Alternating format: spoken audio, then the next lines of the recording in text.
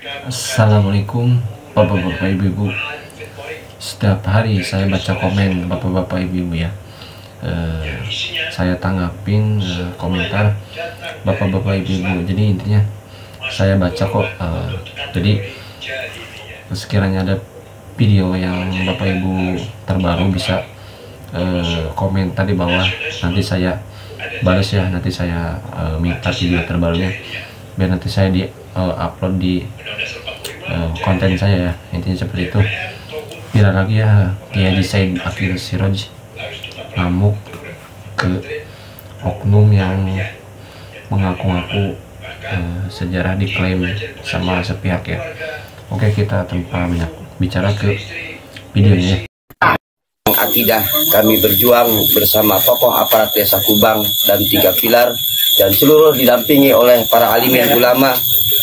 Kami siap untuk membongkar yang makam keramat palsu. Maka itu doakan kami semoga kita semua diselamatkan oleh Allah Subhanahu wa taala dari apapun mara bahaya. Ini demi kepentingan umat, agar akidah kita ke depan terselamatkan. Allahu Akbar. Assalamualaikum warahmatullahi wabarakatuh. Hai. Atau benarnya di mana tuh orang hojak lu di mana? Masawa.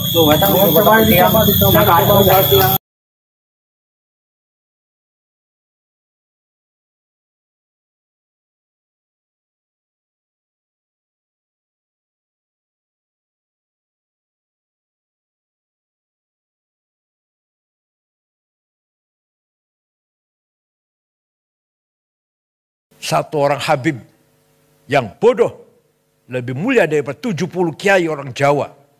Itu kan ngomong gak benar itu.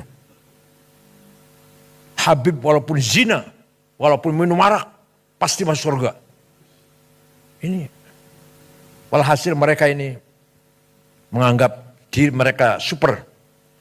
Kiai-kiai Jawa ini yang bukan Habib di bawah mereka.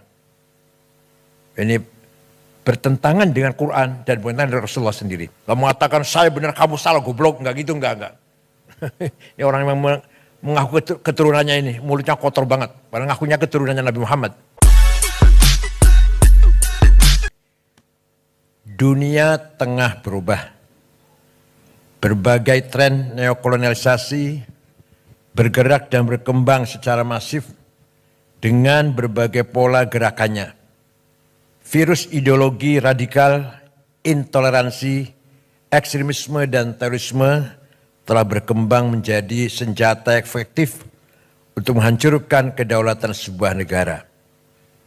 Kalau di dunia Islam dimulai dari Arab Spring, Ar-Rabi' al-Arabi, dimulai dari Tunis, kemudian Mesir, Libya, sekarang masih Suriah, dan seterusnya. Insya Allah kalau kita,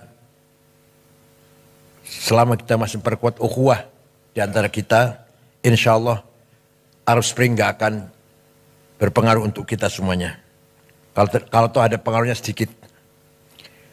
Dengan cara membelokkan narasi sejarah dan kebudayaan, serta melakukan berbagai adu domba, kelompok intoleran dan radikal terorisme terus berusaha merebut masa depan suatu bangsa. Dengan menggunakan diksi-diksi agama yang terdistorsi dan dipolitisasi, serta dengan mengorbankan sentimen atas nama agama. Ideologi radikal, intoleransi, ekstremisme dan terorisme bergerak merekrut dan menghegemoni para pengikutnya, baik secara terbuka maupun secara tertutup. Sejak dulu ada, zaman Nabi pun ada, maka turunlah Al-Quran, ayat Al-Quran, wal murjifuna fil madinati lalugriyannaka bihim thumma la yujawirunaka fiha illa qalila. Muhammad, wal murjifuna fil madinah, orang-orang atau kelompok yang bikin gaduh di Madinah, usir Muhammad. Jangan berkesempatan hidup bersamamu di Madinah. Sekarang kita sedang menyaksikan radikal yang berada terjadi di Bangladesh. Sampai jelas di mata dunia, di depan mata dunia, konflik antara Islam dan Hindu di sana. Presidennya Nyai Hasinah lari terbirit-birit ke India. Sudah terlalu lama juga sih jadi presiden, bosan sudah. Juga kekerasan di Inggris yang selama ini harmonis. Beberapa umat Islam menduduki jabatan penting. Pernah menjadi wali kota di London. Pernah ada dubes Inggris di Indonesia Muslim. Namanya siapa? Abdul Azim namanya. Dah. Periode 5 tahun yang lalu ya. Sekarang sedang bergejolak. Kekerasan terjadi di Inggris, terutama di London, antara umat Islam dan Muslim. Jelas pasti ada yang mengadu domba. Fenomena pembubaran Jamaah Islamiyah dan keberadaan teroris attack merupakan pertanda lahirnya babak baru penyebar luasan ideologi radikal, intoleransi, ekstremisme dan terorisme yang bergerak masif secara terselubung dan undercover. Menurunnya indeks potensi radikalisme bukan pertanda perang terhadap gerakan dan paham radikal terorisme berakhir. Kelompok intoleran dan radikal terorisme kini tengah menyusup, bergerak senyap dan mengkonsolidasikan kekuatannya dengan strategi infiltrasi dan akuisisi di semua sektor kehidupan sosial, ekonomi, politik, kebudayaan, kesehatan, pendidikan, pertahanan dan keamanan. Mereka tengah berusaha merebut dan mengambil alih kepemimpinan di semua sektor dan menguasai seluruh sumber daya yang ada di negeri kita ini. Kebanyakan mereka menyusup di perguruan tinggi umum, bukan agama, bukan. ITB, IPB, ITS, Undip, yang nanti alumninya akan menduduki kedudukan penting di Telkom, PLN, Pertamina. Mereka mengkaji buku namanya Ma'alim fit Thoriq yang ditulis oleh Said Qutb, yang isinya semua yang datang dari luar Islam masuk golongan atau kategori jahiliyah. Kalau jahiliyah harus kita perangi, termasuk nasionalisme ada jahiliyah, Pancasila jahiliyah, Undang-Undang Dasar 45 jahiliyah, DPR tauhid, pemerintah ini kafir, harus kita perangi. Itu doktrin kelompok tarbiyah yang ada di mana-mana. Bahkan di pengajian-pengajian keluarga, ibu-ibu, istri-istri, polisi, tentara, di perumahan-perumahan.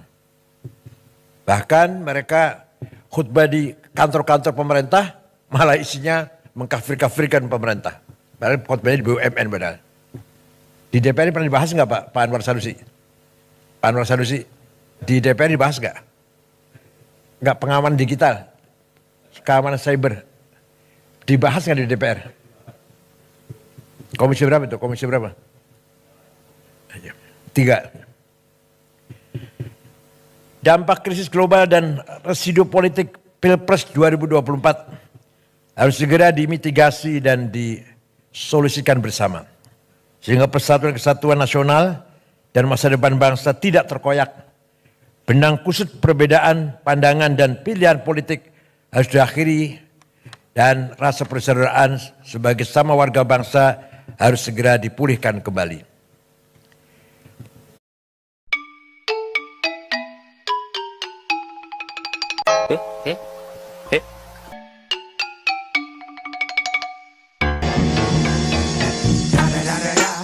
It's the one and only Digo Double G.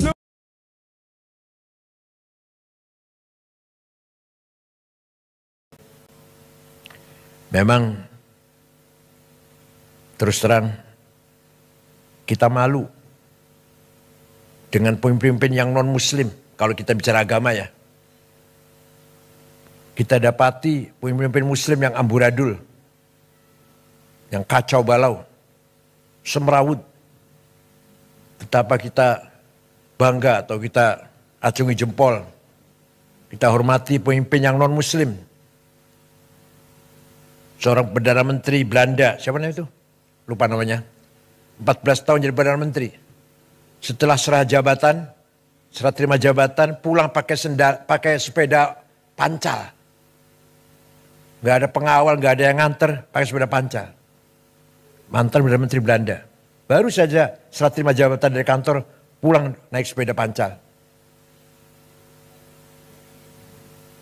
Beberapa pejabat yang saya tahu di Australia tanpa pengawal. Gubernur tanpa dikawal, saya pernah jumpa. Di kita yang beragama Islam, yang kaya dengan dalil ayat Quran dan hadis. 330 triliun entah kemana itu. Tuh saya jumpa dengan seorang jaksa, gak usah sebut namanya. Kalau dibuka sebenarnya 1000 triliun, bukan 330.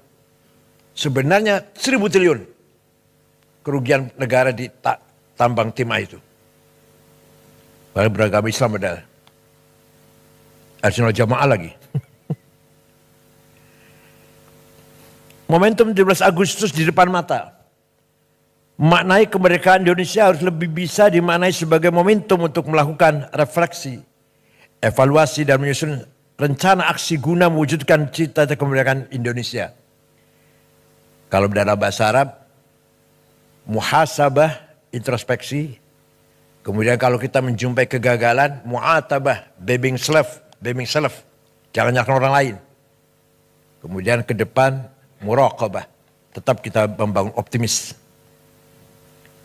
17 Agustus adalah momentum mensyukuri nikmat kemerdekaan. Dengan mengisinya,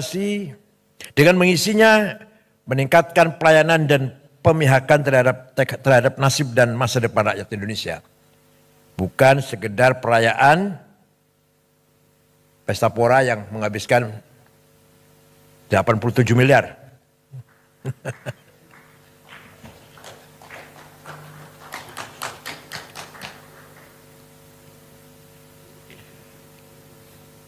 Demikian halnya peringatan kemerdekaan dengan pernak-perniknya seharusnya wajib menjaga harmoni keberagaman dan menjaga perbedaan keyakinan, bukan sebaliknya seolah menjadi ajang penyelarasan dengan tekanan tertentu untuk menanggalkan kewajiban agama. Di sini dibutuhkan kelompok yang betul-betul mengawal moral bangsa. Gusti dunia mah ngan sejenak, Gusti dunia mah fana, Gusti kemewahan masa kedeng, jabatan masa kedeng, tahta sakedeng. Tetapi ia setelah mati, setelah wafat kumaha? Ingat kadauhan Kangjeng Nabi, kun fid dunya ka'annaka garibun aw 'abiru sabil. Di dunia mah seakan-akan urang ngumbara bakal balik. Seakan-akan orang teh lewat terus datang mah balik.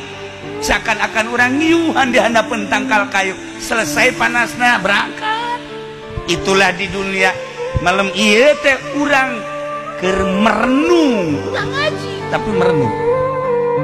Ngaji mah luhur teh merenung, leuwih luhur tibatan ngaji. Merenung adalah tafakur.